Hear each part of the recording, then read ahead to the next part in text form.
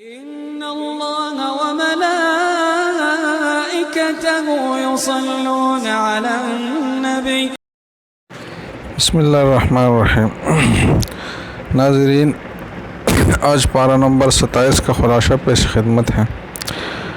26ویں پارے کے آخر میں ان فرشتوں کا ذکر تھا جنہیں حضرت ابراہیم علیہ السلام نے عام مہمان سمجھے تھے اور ان کا اکرام شروع کیا تھا۔ تو جب آپ پر ان کی حقیقت کھلی اور پتہ چلا کہ یہ فرشتے ہیں تو آپ نے ان سے پوچھا کہ یہ کس مہم پر آئے ہوئے ہو؟ تو انہوں نے بتایا کہ ہمیں قوم لوط پر پتھروں کی بارش برسانے اور انہیں تباہ کرنے کے لیے بھیجا گیا ہے۔ تو ان کے عذاب کا تذکرہ ہے اس صورت میں۔ قوم لوط کے علاوہ قوم فرعون اور سمود اور عاد اور قوم نوح کا انجام بھی بتایا گیا ہے، اور اس کے ساتھ زمین اور آسمان کی تخلیق کی طرف متوجہ کیا گیا ہے، اور ایک سائنسی اور علمی تحقیق کا اعلان کیا گیا ہے کہ اللہ تعالیٰ نے ہر چیز کو جوڑا جوڑا کر کے پیدا کیا ہے۔ یہ حقیقت پہلے کسی پر بھی واضح نہیں تھی۔ ماضی قریب میں سائنسدانوں نے یہ تحقیق کی ہے کہ واقعی ہر چیز میں جوڑے، حتیٰ کہ جو چھوٹا سے چھوٹا ایٹم ہے اس میں بھی ایک وہ دو جوڑے ہوتے ہیں، تو وہ بھی دو اجزاء سے مرکب ہیں۔ پھر سورت کے اختتام پر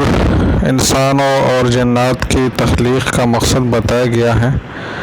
کہ وہ اللہ کی عبادت ہے، اللہ کی معرفت ہے۔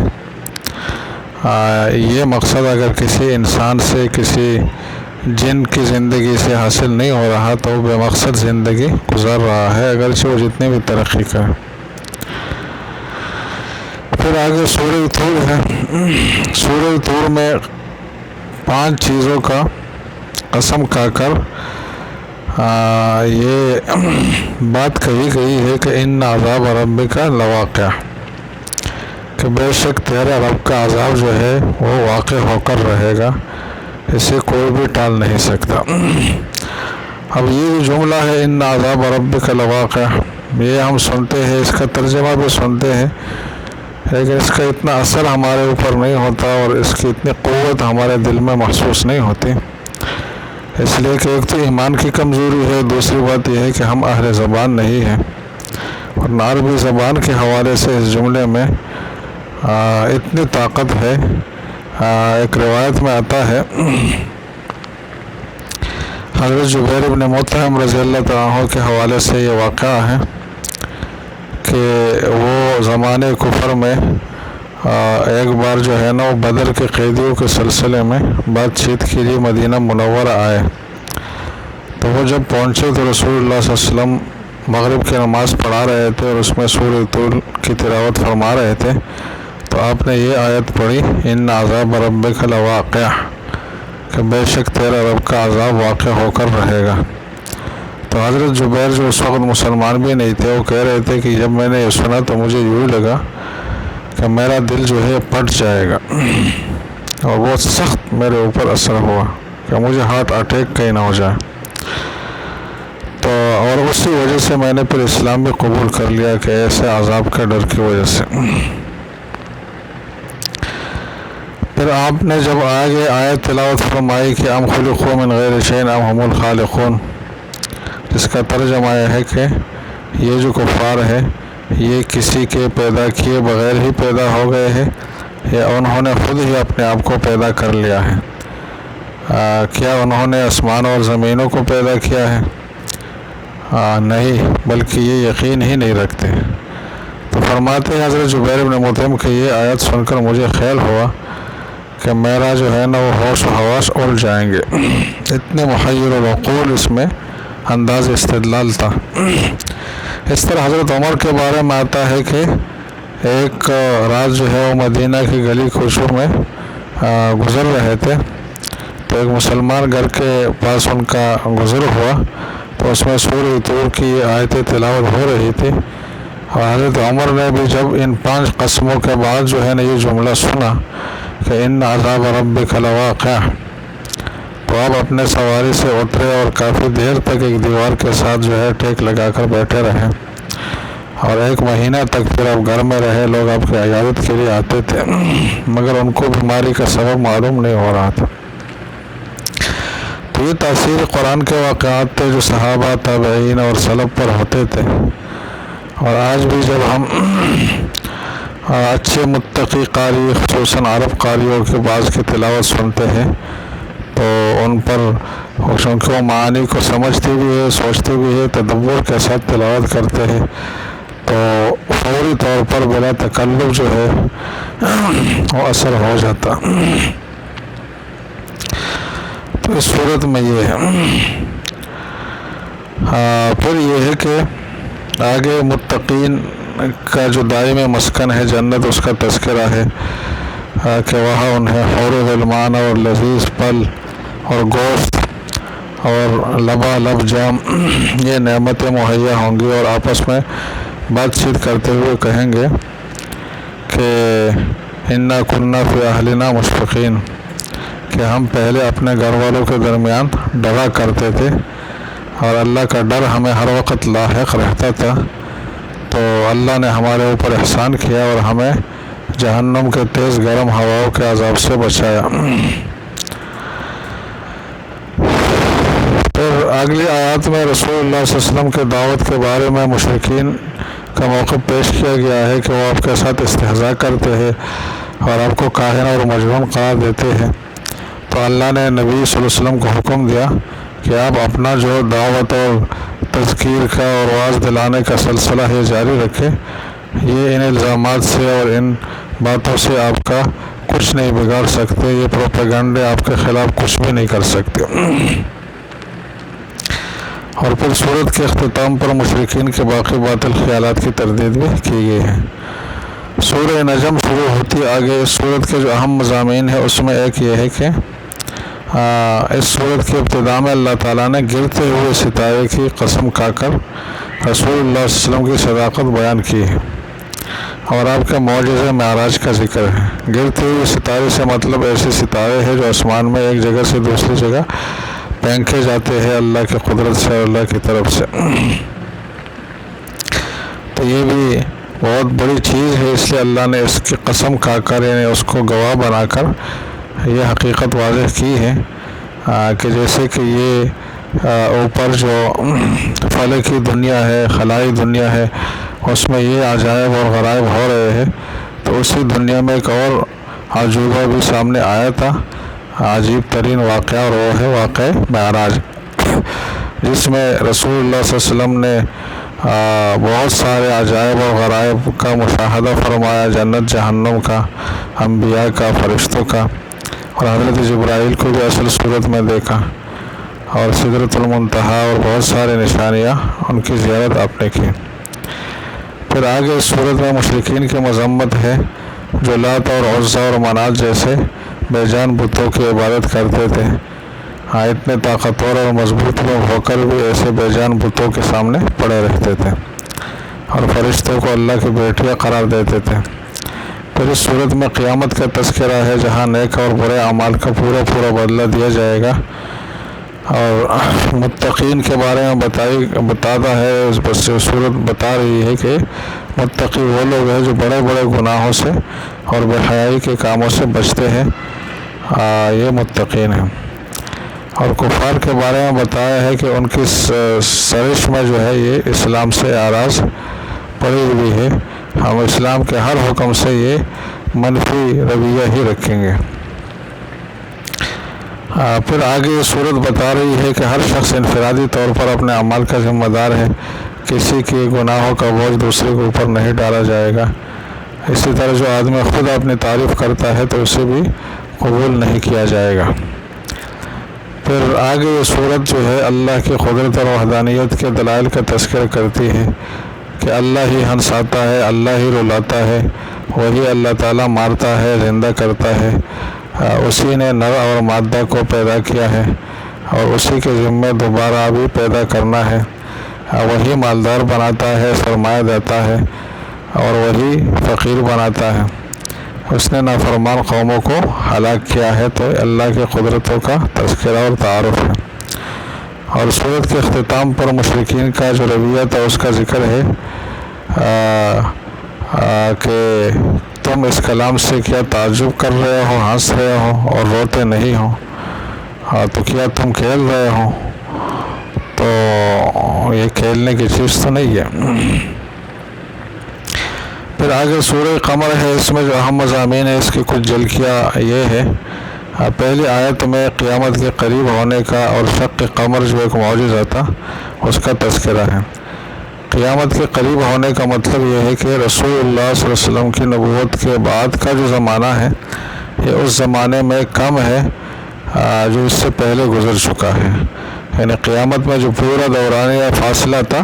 تو اس کا زیادہ حصہ رسول اللہ کی بعثت سے پہلے گزر چکا ہے، اور جو اس کے بعد گزرے گا تو وہ حصہ توڑا ہوگا۔ اب یہ توڑا ہمارے حساب سے نہیں کہ 1 سال 2 سال ہوگا، بلکہ اللہ کے علم کے حساب سے توڑا ہوگا، اور پورا جو کائنات کی جو عمر ہے اس حساب میں یہ حصہ توڑا ہوگا۔ اور یہ جو شق قمر کا معجزہ ہے یہ رسول اللہ صلی اللہ علیہ وسلم کا مشہور معجزہ ہے کہ جب اہل مکہ نے آپ سے معجزہ کا مطالبہ کیا تو آپ نے چاند کی طرف انگلی سے اشارہ کر فرمایا، اور اس سے اس چاند کے 2 ٹکڑے ہو گئے، اور سب لوگوں نے دیکھ بھی لیا۔ بہت سارے مسلمان بھی ہوئے، لیکن جو دلیل سے اور کسی چیز سے بھی متاثر ہونے والے نہیں تھے تو وہ پھر اپنی جگہ قائم رہے،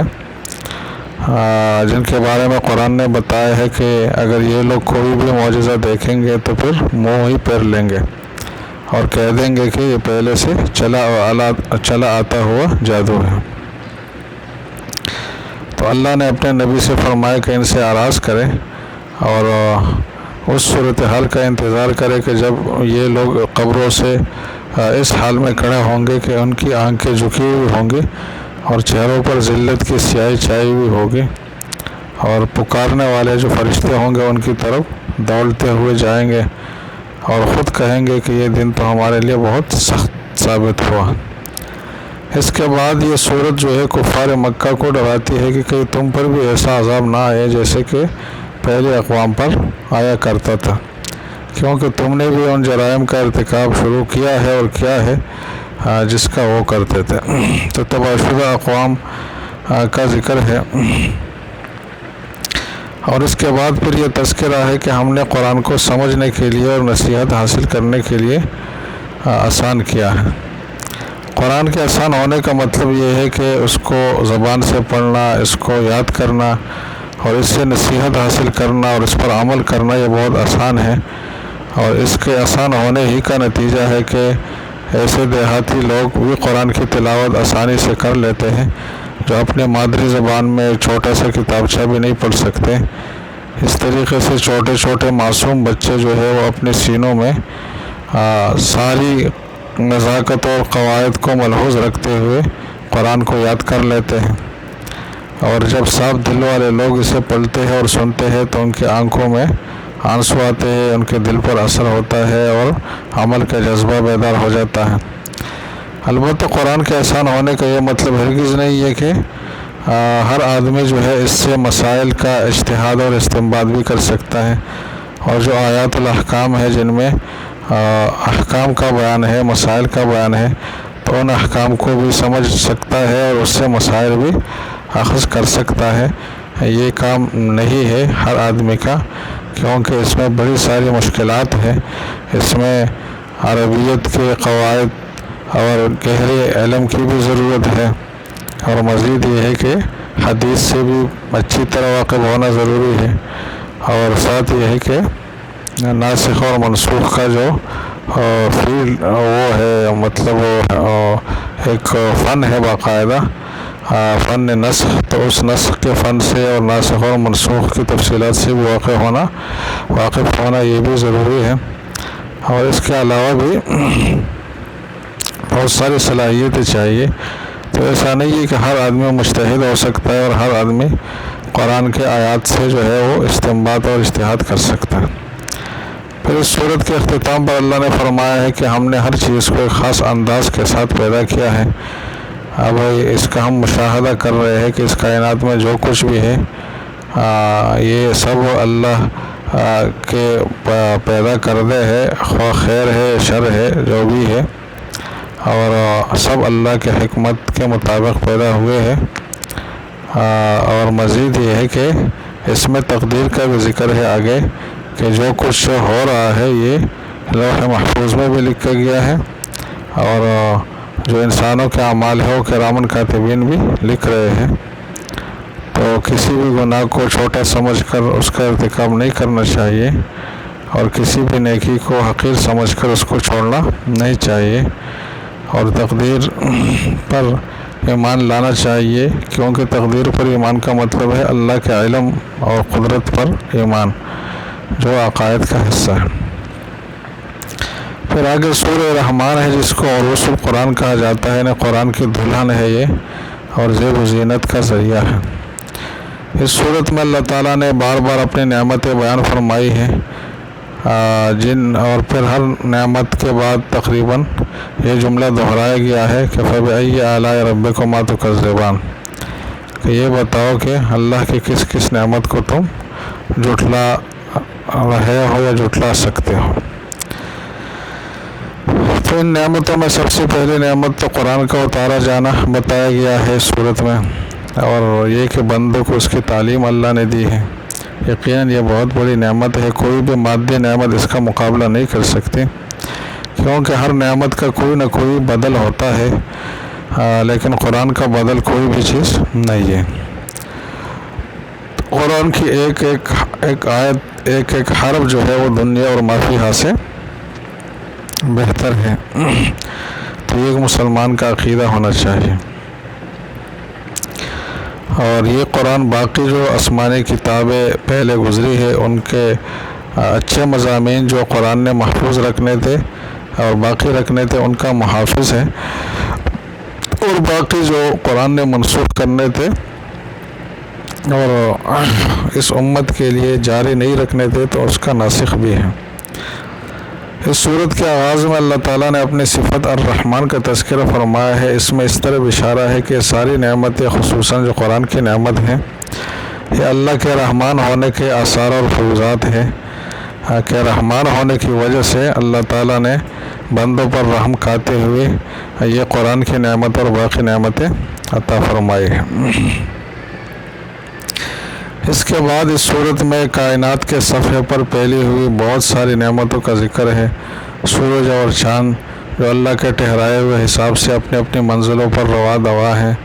ستارے اور درخت جو اللہ کے سامنے سجدہ ریز ہے، زمین جسے مخلوق کے لیے کسی فرش کی طرح بچھا دیا گیا ہے، پھر مختلف میوے ہے، اناج ہے، پھل پھول ہے جس سے انسان فائدہ اٹھاتا ہے، اس طرح میٹھے اور کھارے پانی کے دریا ہے جو اپنی اپنی جگہ جاری ہے، اور اس سے موتی اور بہت ساری قیمتی چیزیں نکلتی ہیں۔ پہاڑوں جیسی بلندی اور پھیلاؤ رکھنے والے وہ جہاز جو سمندروں میں چلتے ہیں تو اور نقل و حمل کے اہم ذرائع ہیں، کل بھی اہم ذرائع تھے، آج کی دنیا تجارتی دنیا میں بھی اہم ذرائع ہے۔ اگر سمندری تجارت نہ ہو تو صحیح طریقے سے تجارت پھر ممکن ہی نہیں ہے، کیونکہ باقیوں کا خرچہ اور وقت اور مسافت اتنا زیادہ ہے کہ وہ انسان کے بس سے باہر ہے۔ پھر دنیاوی نعمتوں کے علاوہ اخروی نعمتوں اور عذابوں کا بھی سورہ رحمان میں ذکر ہے۔ آگ کے شعلے اور دھوئیں کا ذکر ہے جس میں سانس لینا ممکن نہیں ہوگا۔ وہ جہنم جس کی ایک چنگاری بھی انسان کو جلانے کے لیے کافی ہے، اس کا تذکرہ ہے۔ کھولتا ہوا پانی جسے دوزخی لوگ جو ہے مجبوراً پئیں گے اور ان کی انتڑیوں کو کاٹ کر رکھ دے گا۔ پھر اللہ سے جو ڈرنے والے لوگ ہیں ان کے لیے باغات اور جنات کا ذکر ہے کہ گنجان ٹہنیوں والے اور شاخوں والے سرسبز باغات ہیں، اور ان میں بہتے ہوئے چشمے ہیں، اور ہر قسم کے میووں کی 2 قسمیں ہیں، اور بچے ہوئے قالین ہوں گے اور موٹے ریشم کے تکیے، اور ان باغات کے علاوہ 2 اور باغات بھی ہوں گے جو اس سے ذرا کم ہوں گے درجے میں، اس میں بھی 2 چشمے ابل رہے ہوں گے، متنوع موجات ہوں گے، شرم اور حیا اور حسن و جمال کا پیکر حوریں ہوں گے، اور یہ بہت ساری نعمتوں کا ذکر ہے۔ تو یہ ساری نعمتیں ذکر کرنے کے بعد پھر 31 بار اس صورت میں یہ سوال کیا گیا ہے کہ فَبِأَيِّ آلَاءِ رَبِّكُمَا تُكَذِّبَانِ، کہ پھر تم اپنے رب کی کون کون سی نعمت کو جھٹلاؤ گے۔ اگر 2 4 یا 10 20 نعمتیں ہوتی تو آدمی اس کی تعویل کر سکتا کہ یہ فلاں بت نے دیا ہے، یہ فلاں معبود نے دیا ہے، اصل میں ہوا ایسا ہوا ہوتا۔ لیکن جب کروڑوں اربوں نعمتیں ہوں تو پھر ظاہر ہے اس کو کسی اور کے کھاتے میں نہیں ڈالا جا سکتا۔ تو اس صورت میں ان نعمتوں کا ذکر ہے، اس لیے اس کو سورۃ النعم بھی کہا جاتا ہے۔ اور اس صورت کے اختتام پر اللہ تعالیٰ نے یہ جملہ فرمایا ہے کہ تیرے پروردگار کا نام جو ہے وہ بابرکت ہے، جو عزت اور جلال والا ہے۔ اس پہ اہل علم نے، اہل تفسیر نے فرمایا ہے کہ اس نام سے مراد جو ہے وہ نام ہے جو اس صورت کے آغاز میں ذکر ہوا ہے، یعنی الرحمن۔ تو مطلب اس میں یہ ہے کہ جو کچھ بھی نعمت اس صورت میں بیان ہوئی ہے وہ الرحمن کی صفت کا تقاضا ہے۔ پھر آگے سورۃ الواقعہ ہے، اس کو سورۃ الغنا بھی کہا جاتا ہے، کیونکہ حضرت عبداللہ بن مسعود سے روایت ہے کہ جو شخص ہر رات سورۃ الواقعہ پڑھے گا اس سے کبھی بھی فاقہ کا سامنا نہیں کرنا پڑے گا۔ یہ صورت بتا رہی ہے کہ جب قیامت قائم ہوگی تو زمین پر زلزلہ آئے گا اور پہاڑ ریزہ ریزہ ہو جائیں گے، اور انسانوں کے 3 گروہ جو ہے وہ بن جائیں گے۔ ایک اصحاب الیمین یعنی دائیں طرف والے جو کہ جنتی ہوں گے، ایک اصحاب الشمال بائیں طرف والے جو کہ دوزخ میں جانے والے ہوں گے،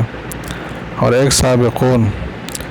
جو کہ خواص مومنین ہیں، جو نیکی کے کاموں میں دوسروں سے سبقت لے جاتے تھے،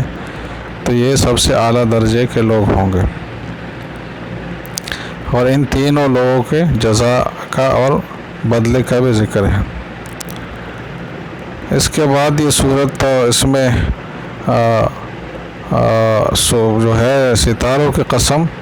کہی گئی ہے، اور اس کے بارے میں فرمایا گیا ہے کہ وَإِنَّهُ لَقَسَمٌ لَوْ تَعْلَمُونَ عَظِيمٌ، کہ اگر تمہیں علم ہو تو یہ بہت بڑی قسم ہے۔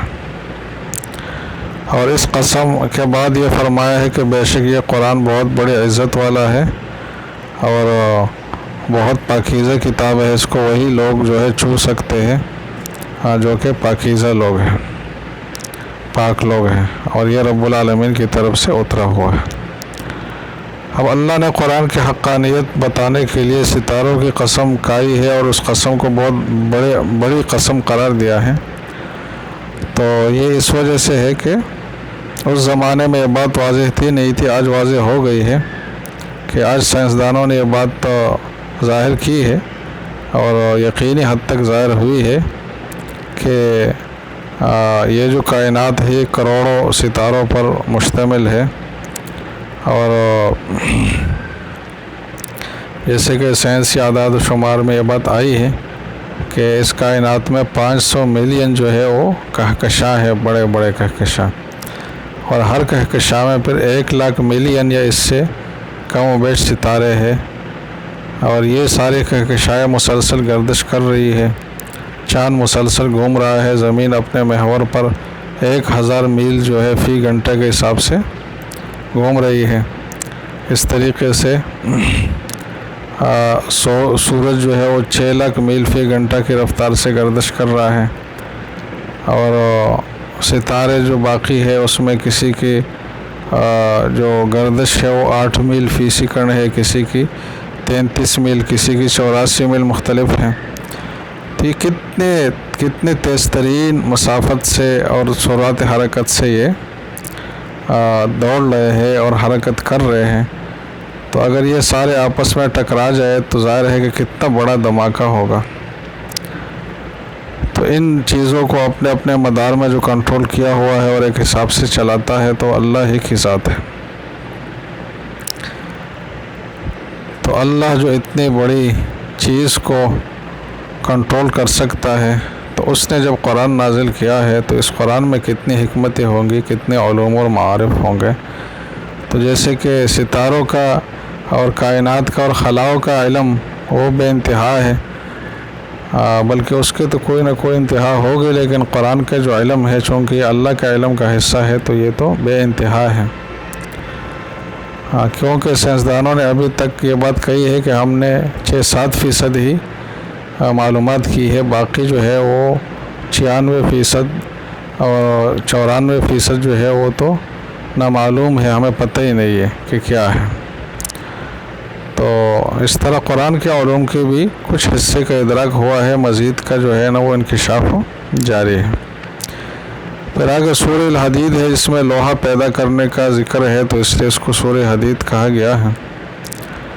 اور جس کے بارے میں اللہ نے جو لفظ استعمال کیا وہ ہے انزلنا الحدید، کہ ہم نے لوہا کو اتارا ہے۔ اور آج کی سائنس نے یہ بات ثابت کی ہے کہ یہ لوہا جو ہے یہ فضا سے جو چیزیں اترتی ہے زمین میں، اس سے پھر لوہا بننے کی صلاحیت زمین میں پیدا ہوتی ہے۔ اس صورت کا جو اہم مضمون ہے وہ انفاق فی سبیل اللہ کی ترغیب ہے، اور مختلف طریقوں سے اس کی طرف ترغیب دی گئی ہے، جیسے کہ ایک آیت میں ہے آگے کہ اس کا ترجمہ یہ ہے کہ کون ہے جو اللہ تعالیٰ کو اچھی طرح قرض دے اور پھر اللہ تعالیٰ اس قرض کو اس کے لیے بڑھاتا چلا جائے اور اس کے لیے پسندیدہ اجر ثابت ہو جائے، اور یہ بھی فرمایا کہ یہ سب چیزیں آپ سے رہنے والی ہیں اور ان تمام چیزوں کا اللہ ہی اکیلا وارث ہے۔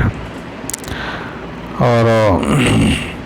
یہ بتایا گیا ہے کہ مال و دولت آپ کی ملکیت نہیں ہے، آپ کے پاس امانت ہے کچھ وقت کے لیے۔ تو مختلف طریقوں سے انفاق کی ترغیب اس صورت میں دی گئی ہے، اور اس صورت پر اختتام پر جو ہے اللہ سے ڈرنے والوں اور رسول صلی اللہ علیہ وسلم پر ایمان لانے والوں کے لیے دوہرے اجر کا اور نور جو ہے عطا کیے جانے کا وعدہ ہے، جس کی روشنی میں وہ چلیں گے پھریں گے۔ اللہ تعالی ہم سب کو بھی نور عطا فرمائے۔ والسلام علیکم ورحمۃ اللہ وبرکاتہ۔